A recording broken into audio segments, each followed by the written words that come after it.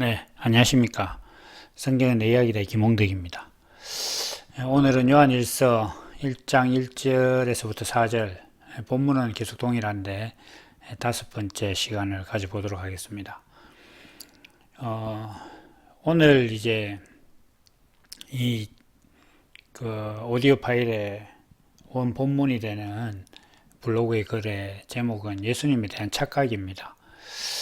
많은 분들이 알고 계시다시피 요한일서에서는 영지주의라는 것에 대해서 좀 많이 이제 다루고 있습니다. 그래서 당연히 이제 저자의 의도가 그렇고 하니까 저희도 이 요한일서를 볼 때마다 이제 영지주의를 많이 생각을 하게 되는데, 사실 이제 제가 그 질그릇의 선택 뭐 이런 것에서나 또 다른 또 뒤에 가면 뭐 내용이 똑같이 나옵니다만, 그 영지주의나 율법주의나 사실 뿌리는 제 같습니다. 그래서 율법주의라는 것은 뭐 행위로 의롭게 된다 이렇게 하는 그런 신앙이겠죠.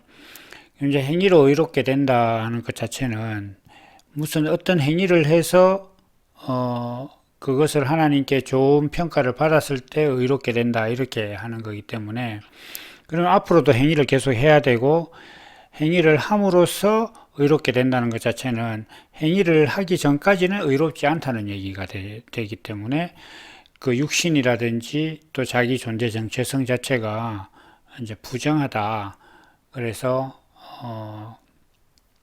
뭔가 하나님 앞에 의로워지기 위해서는 노력을 해야 된다. 이런 어떤 기본적인 개념을 갖고 있죠. 그걸 뭐 율법주의의 어떤 개요라고 할 수 있겠습니다. 그 반면에 이제 영지주의는 육신은 뭐 하나님 앞에 별로 의미가 없다. 그래서 영적인 것, 그리고 뭐 우리 안에 있는 영혼만 구원받으면 된다. 이제 또 이렇게 생각을 합니다.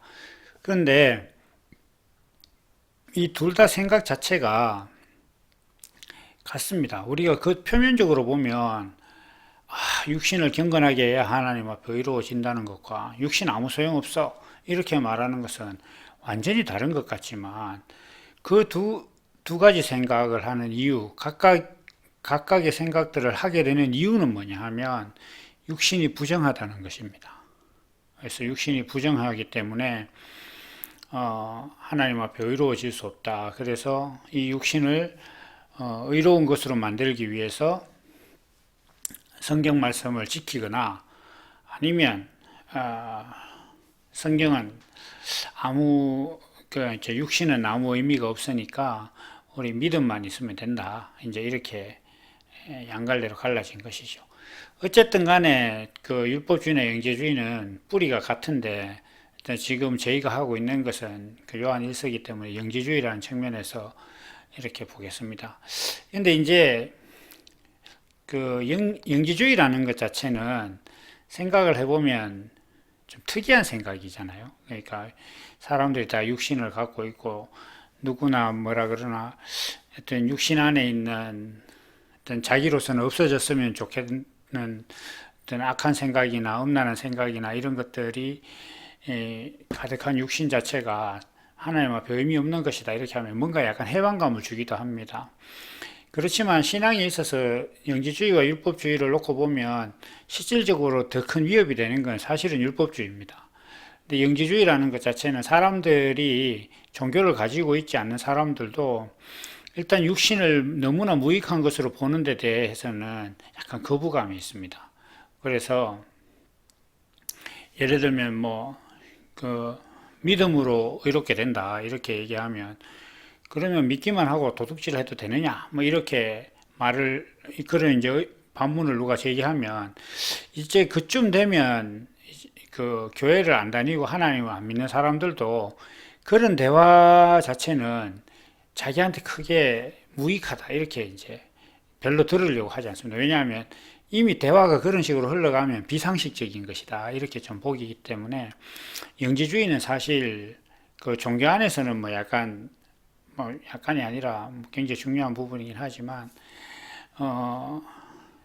일반인들한테서는 별로 이렇게 호응을 받을 수 없는 그냥 종교 안에 있는 하나의 이론, 그것도 뭐 누군가 이름을 그래 붙였겠죠. 영지주의라고. 그런 생각입니다. 어쨌거나 이 우리가 신약 성경에 이제 대표적인 사도들 뭐 베드로나 요한, 바울 이런 사도들이 있는데 이 사도들이 이제 자기 입장에 따라서 이제 적은 내용이 조금 색깔이 다르죠.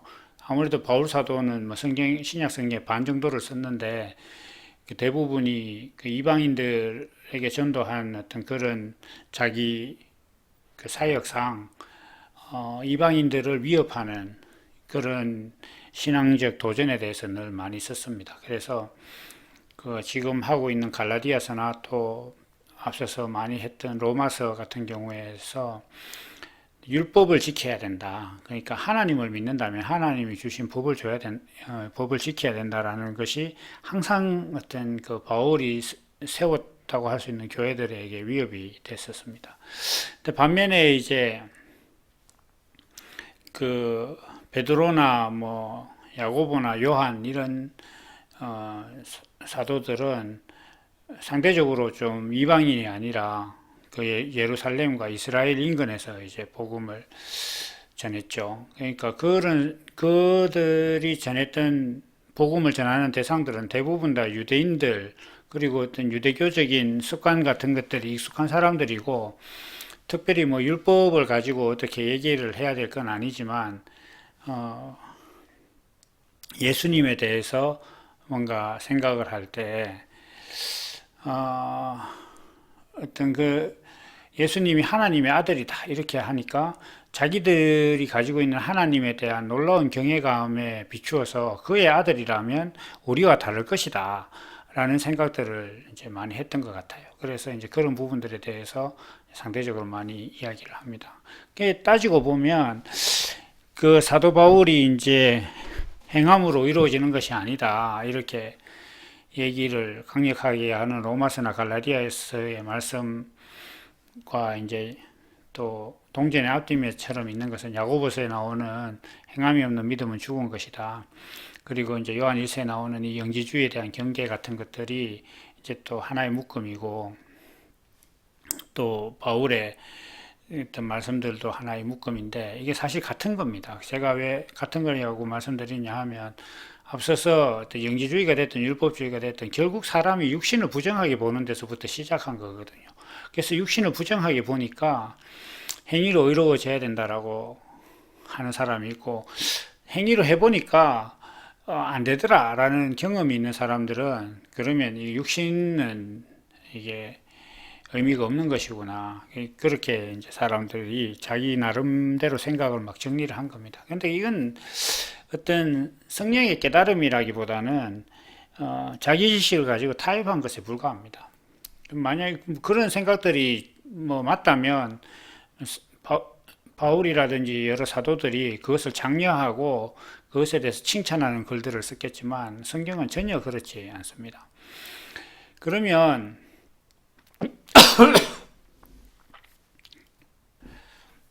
죄송합니다. 그러면 이제 이런 말씀들을 읽고 있는 오늘 우리 세대에서는 이런 말씀들을 어떻게 보고 있느냐 이렇게 할 때 이게 공교롭게도 그 율법주의나 영지주의가 같은 뿌리 그러니까 육신을 부정하는 것에서부터 나왔다는 공통점이 있다 보니까 공통점이 있듯이 지금 사람들도 율법주의나 영지주의나 다 옛사람들의 것이라고 자꾸 생각을 해요. 그러니까 행위로 의로워지려는 것이다 이렇게 하고 성경을 지켜서 의로워지려고 한다 이렇게 할 때 무슨 성경을 지키느냐? 그럼 율법을 지키려고 한다. 그러니까 십계명 같은 구약 시대 유대인들이 지키던 그 율법 그 규례를 지키는 것이 행위로 의로워지는 것이고 사도들이 말씀하고 있는 것, 예수님의 말씀 이런 것들을 지키는 것은 율법이 아니라 복음적인 생활이다 이렇게 생각을 하고 이제 율법주의에 대해서는 사람들이 그렇게 생각을 해요. 오늘날 사람들이 그게 다 옛날 이야기다. 옛날에 유대인들이 지키려고 했던 것들을 우리가 지금 답습에서 지켜서 의롭게 되려고 하는 것들을 경계하는 것이다. 이렇게만 자꾸 생각을 한다는 거죠. 그러면서 신약은 괜찮아. 이렇게 하고 있습니다. 그래서 이것도 이제 율법을 지켜서 의롭게 된다는 것 자체를 자꾸 옛날 이야기로 보는 거죠. 영지주의도 마찬가지입니다. 옛날에 초대교회의 어떤 그러한 이면에서 영지주의의 사상들이 있었다. 예수님께서 십자가에 못 박히셨을 때 잠깐 기절한 것이다. 뭐 이런 식으로 생각하는, 그리고 뭐 예수님은 십자가에 달렸을 때 전혀 아프지 않았다. 뭐 이런 식의 생각을 하는 사람들이 옛날에 있었다. 이렇게 생각을 하는 거예요. 옛날에 있었다. 그렇지만 지금도 사람들은 율법주의가 됐든 영지주의가 됐든지 간에 동일하게, 제가 아까 말씀드린 것처럼 율법주의나 영지주의나 동일하게 육신을 부정하게 여기는 것에서 발생한 생각들이었단 말이에요. 그러면 모든 것의 원인은 육신을 정하게 보느냐 부정하게 보느냐의 문제란 말입니다. 그러면 오늘날 기독교인들이 육신을 정하게 보느냐 부정하게 보느냐, 이걸 봐야 되는 거예요. 그러니까 오늘날 신앙인들이 만약에 육신을 부정하게 보고 있다 그러면 그 사람들은 신앙의 어떤 상황에 따라서 어떨 때는 율법주의적인 측면을 나타낼 것이고 어떨 때는 영지주의적인 측면을 나타낼 수밖에 없습니다. 왜냐하면 뿌리가 같은 거니까. 그래서 사람들이 자꾸 그렇게 생각을 해요. 그러면 오늘날 사람들은 육신을 어떻게 생각하느냐, 뭐 이렇게 단정 지으면 부정하게 보고 있어요. 지금 사람들이 하나님을 믿고 예수님을 믿으면서 자기들이 자기 신앙에 대해서 말할 때 나는 예수님과 같아질 수 없다고 생각을 하는 그런 부분들이 많습니다. 그래서 예를 들면은 성경에서 뭐 하라고 했다, 항상 기뻐해라 이렇게 했다 그러면 사람이 어떻게 항상 기뻐할 수가 있냐, 그건 예수님이나 사도들쯤 되니까 하는 이야기지 우리는 그렇게 될 수 없어. 다만 우리는 이제 그런 말씀을 붙들고 그렇게 되려고 노력할 뿐이다 이렇게 얘기를 하죠. 그러면 제가 이제 그 블로그에서 자주 인용하는 논조가 그겁니다. 노력을 한다는 것 자체는 아직 안 된 거예요. 그러니까 대학을 들어가기 위해서 노력하고 있다는 것 자체는 아직 대학생이 아니라는 이야기입니다. 대학생은 대학에 들어가기 위해서 노력하지 않거든요. 이미 대학생이니까. 대학생으로서 살 뿐이에요, 그들은. 그것처럼 기독교인들도 내가 예수님처럼 되려고 노력한다 이렇게 하는 그 겸손해 보이는 것 같은 그 말은 나는 아직 예수님과 다르다 이렇게 얘기를 하고 있는 거단 말이죠.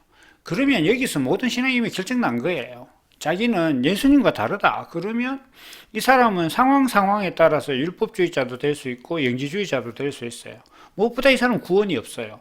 왜냐하면 우리는 예수님과 동일한 그리스도라는 본성으로 거듭났다는 것이 구원의 정의거든요. 그러니까 내가 그리스도로 거듭났다면 난 당연히 예수님과 같아야 돼요. 그런데 내가 예수님과 다른 존재라고 자기 스스로를 인정한다. 그러면 자기 자신은 예수님이 보여주신 그 구원과 무관한 사람이란 말이에요. 예수님의 구원이 자기한테 없는 사람이란 말이에요. 그러니까 자기는 이제 뭐 노력한다 해서 이렇게 얘기를 하는 거예요. 저는 이 신학이라는 것에 대해서 굉장히 회의적이고 좀 제 인생에 있어서 가장 분노를 느끼는 몇 가지 사안 중에 하나가 이제 신학인데요. 이 신학이라는 것 자체도 예수님을 공부한다? 모르니까 하는 거예요. 예수님을 모르니까. 그래서 공부를 지원차하고 모르면 괜찮은데 이게 좀 더 안타까운 것은 예수님을 공부하는 사람들이 예수 믿는 사람들 사이에서 높이 올라가 있단 말이에요. 그래서 이게 저는 다놓고 말하지만 멸망에 가증한 것이 거룩한 곳에 있는 것이다 이렇게 저는 봅니다. 이거 좀 과격한 얘기니까 빼놓더라도 어쨌든 간에 사람들이 예수님과 자기 자신을 다르게 보면 구원이 없는 거예요. 공부하고 있다, 노력하고 있다, 예수님처럼 되려고 기도한다, 이런 신앙은 한마디로 구원이 없고 예수님과 전혀 다른 존재예요. 다른 거 없습니다. 우리의 구원이라는 것 자체가 예수님께서 보여주신 그리스도라는 생명으로 거듭나야 되는 거예요.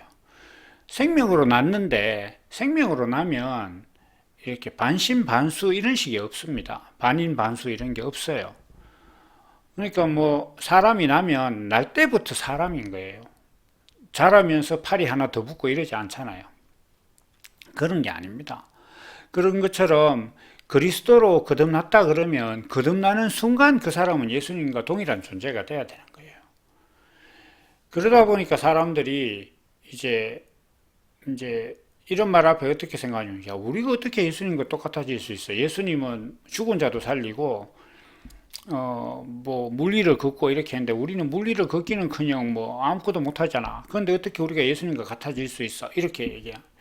근데 여기서 우리가 좀 생각해 봐야 될 것은 뭐냐면, 하나님께서 무엇을 살았다고 하느냐라는 것을 한번 생각해 보면, 하나님께서 살았다고 하는 것은 하나님께서 창조하신 목적 안에 사람이 있느냐 아니냐를 보고 살았다 아니다 이렇게 한단 말이에요.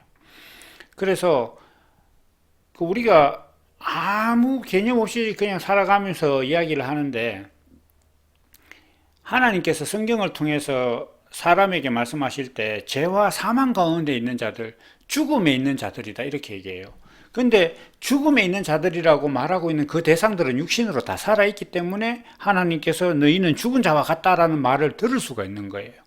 그러니까 육신으로 살아있다 보니까 자기가 죽었다는 것 자체를 인정을 못 하는데, 하나님께서는 육신이 호흡하고 있는 것, 의학적으로 살아있느냐 없느냐를 가지고 말씀하고 계신 게 아니에요. 멀쩡하게 의학적으로 살아있는 사람들한테 너희는 죽었다라고 말을 하고 계시는 게 하나님이란 말이에요.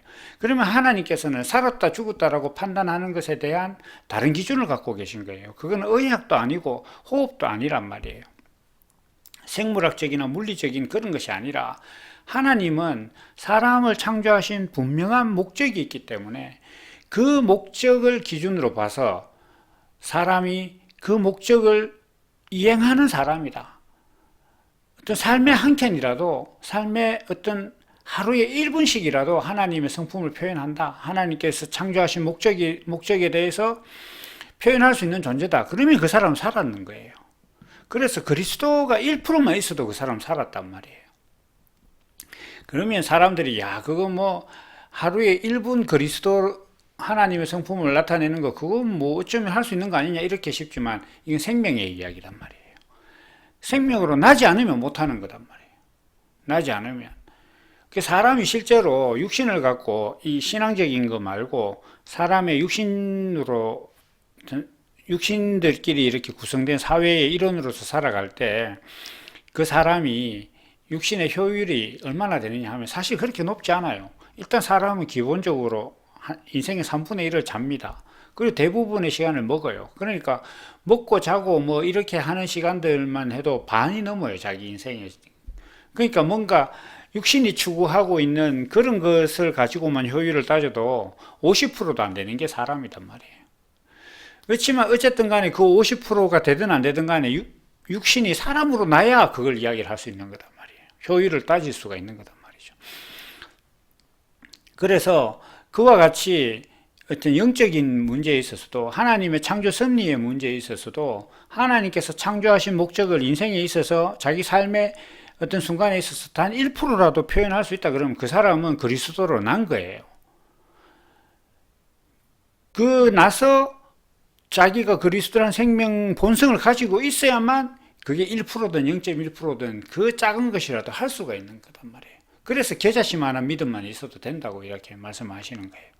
여기서 이제 조금 더 나가면, 사람이라는 존재가 육신으로 나도 자기 혼자를 스스로 돌보는데 뭐 몇 년이 걸리듯이 신앙도 마찬가지입니다. 그리스도로 거듭났다고 해서 바로 났을 때 그리스도로 난 건 맞는데, 그 그리스도라는 본성을 가진 생명으로 장성한 데까지 살아가기 위해서는 또 자기보다 더 장성한 그리스도의 분량을 가진 사람들이 필요한 거예요. 그래서 교회가 필요한 겁니다. 그래서 이런 이야기들은 뭐 차차 나중에 계속 하겠지만, 어쨌든 간에 사람들이 우리가 예수를 믿는다는 것은 예수님과 똑같아져야 된다는 것에 대해서 개념을 굉장히 잘못하고 있는 큰 착각을 가지는 것은, 예수님이 행하시는 어떤 행동이나 죽은 자를 살리는 것, 이런 것들을 나는 할 수 없기 때문에 나는 예수님과 다르다 이렇게 생각한단 말이에요.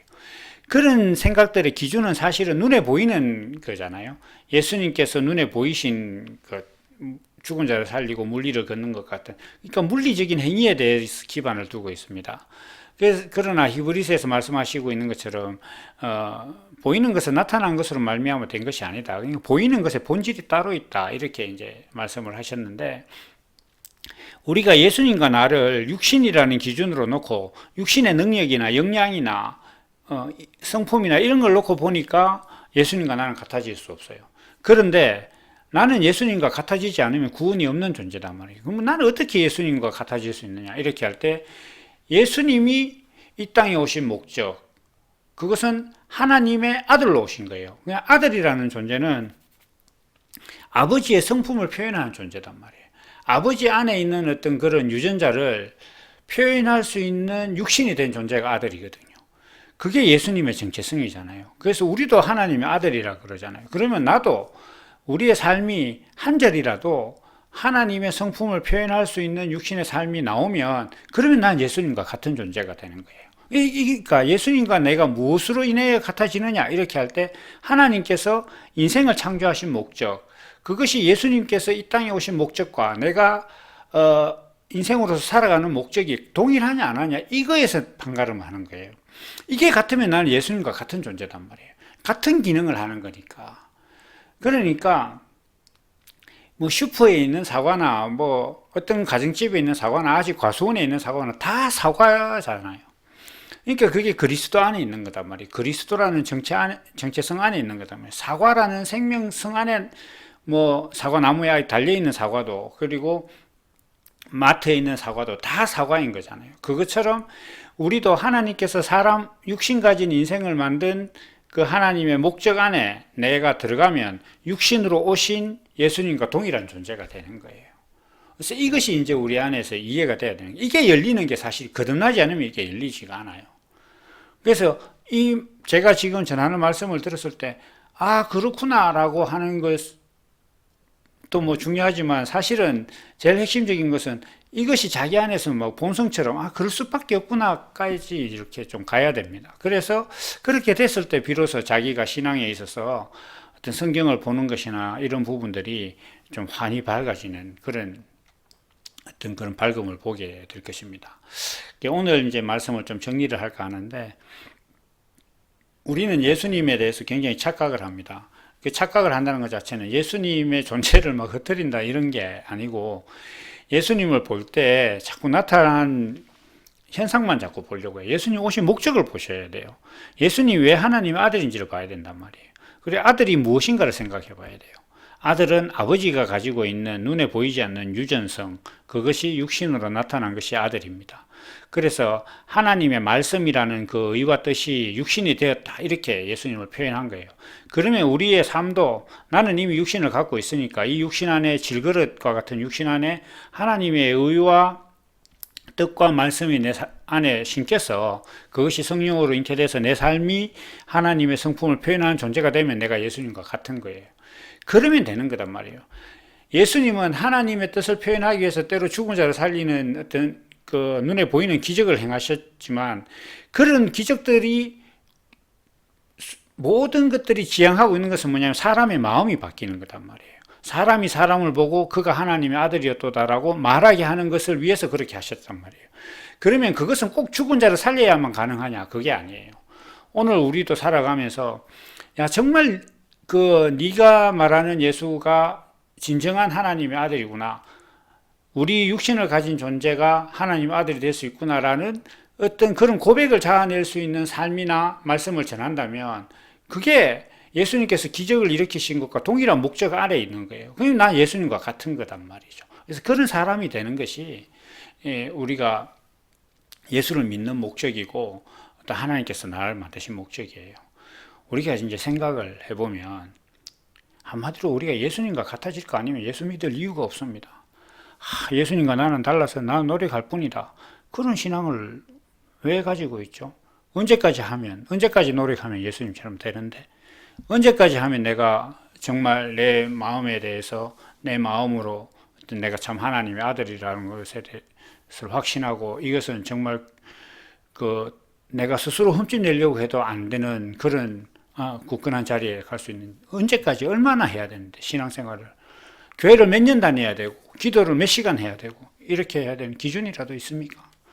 뭐 모든 걸 떠나서 성공한 사람이 있습니까? 그렇게 하는 게 아니다 이거죠. 그래서 이러한 그 예수님과 나를 비교할 때 잘못된 생각, 예수님과 내가 같아진다는 것에 대한 생각이 하나님의 창조 목적, 예수님이 오신 목적, 이런 것들이 같아지는 것, 내 삶이 그 목적, 내 삶의 목적이 그것이 되는 것, 이렇게 됐을 때 내가 예수님과 같아지는 것이다라는 것을 모르면 그 사람은 나는 예수님과 같이 되려고 노력한다 이렇게 얘기하고 시간이 지나면서 살 동안 율법주의자가 됐다가 영지주의자가 됐다가 이렇게 하는 거예요. 왜냐하면 자기 자신의 육신을 부정하게 여기니까. 그래서는 될 수 없다. 그것이 사실 요한 1서뿐만 아니라 사도 바울도 동일한 견지에서 말씀을 전하고 있어요. 그래서 이러한 것들을 우리가 이제 또 다시 새겨보면서 예수님처럼 되려고 노력하는 사람이 아니라 예수님과 내가 존재의 목적이 같아지는 우리 자신이 될 수 있는 그런 은혜가 모두에게 있기를 바랍니다. 오늘 여기까지 하고 또 다음 시간에 만나도록 하겠습니다.